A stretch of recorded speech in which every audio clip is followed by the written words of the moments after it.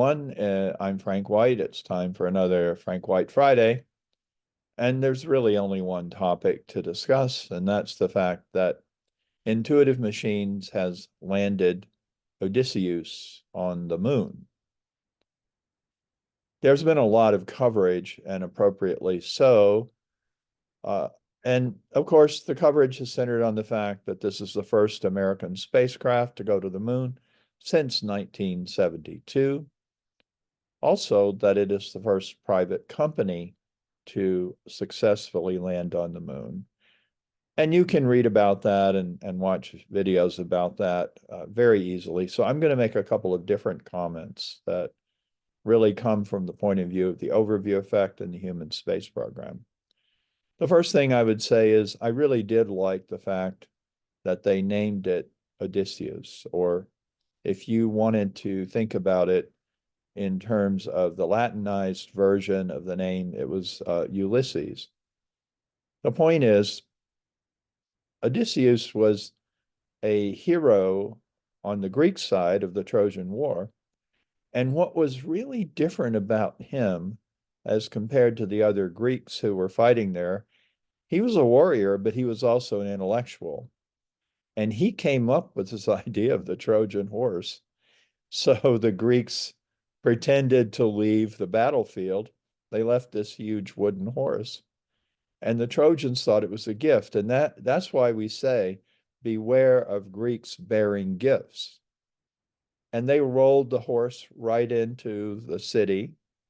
And then they all just kind of went to bed. They thought they had won the war. Well, the Greeks were inside and they came out, and the rest is history. That was Ulysses or Odysseus. And then he had like 10 years of adventures attempting to get home to Ithaca in Greece and to his wife.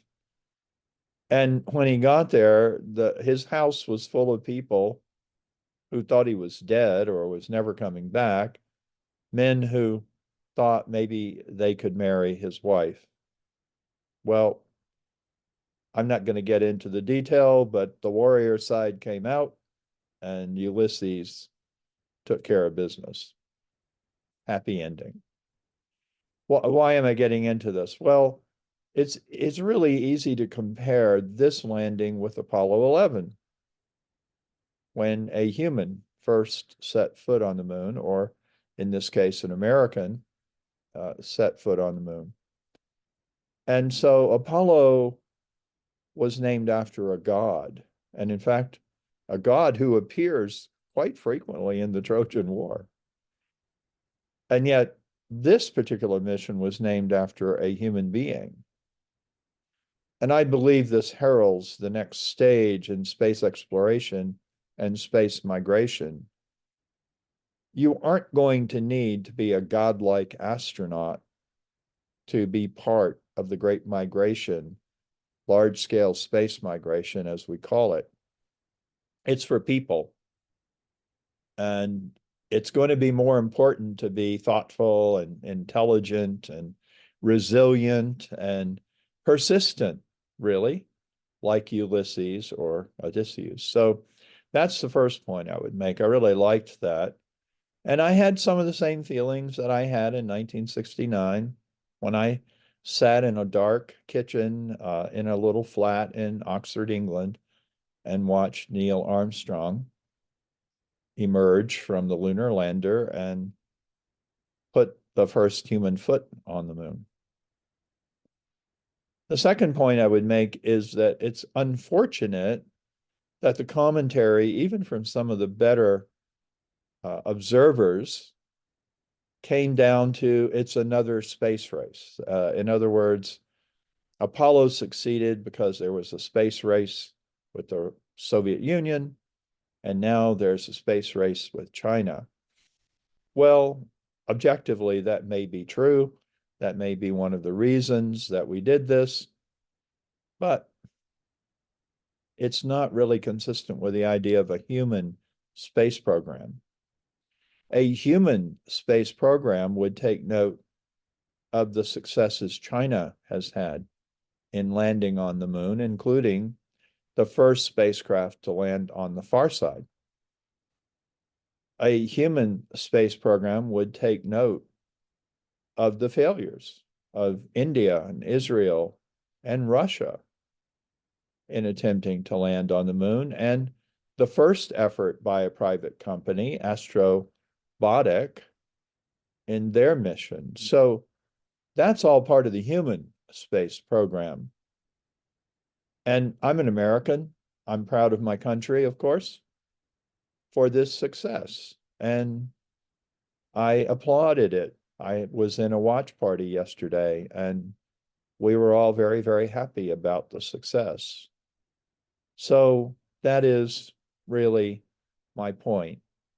You can certainly be happy for what your nation has done, but I would like for people to look beyond the race. It's just such an old way of thinking about things. It's such a projection of our terrestrial viewpoint about something that is not terrestrial. It's the overview effect, folks. Let's get with it here. That's my third point. Odysseus took some great pictures of the Earth from the moon.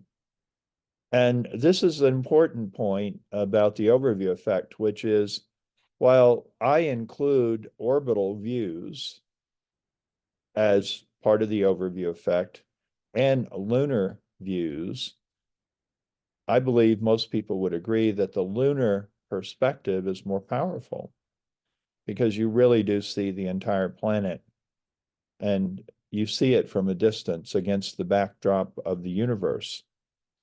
And there will be more and more of this as we have more missions that will go to the moon, and these will have crews aboard them, or they will not. They will be robotic landers. So I could go on, but I see a real breakthrough here with a private company being able to accomplish it, working with NASA.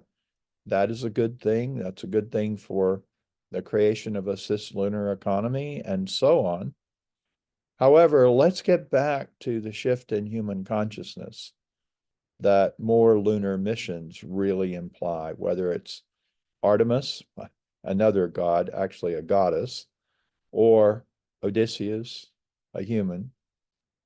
And let's embrace that and see what it means for our expansion off of our beloved planet Earth into the rest of the solar ecosystem. Okay, have a great weekend, everybody, and I will see you next week.